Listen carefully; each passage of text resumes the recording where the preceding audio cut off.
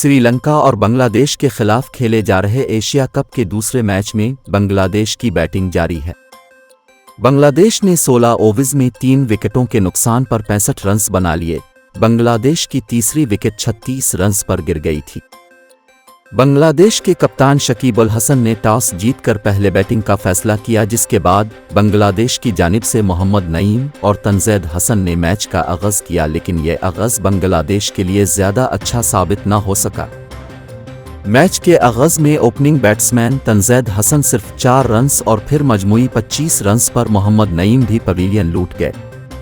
इसके बाद बांग्लादेशी कप्तान शकीब अल हसन भी श्रीलंका के मेडिस की गेंद पर सिर्फ 5 रन बनाकर वापस लौट गए।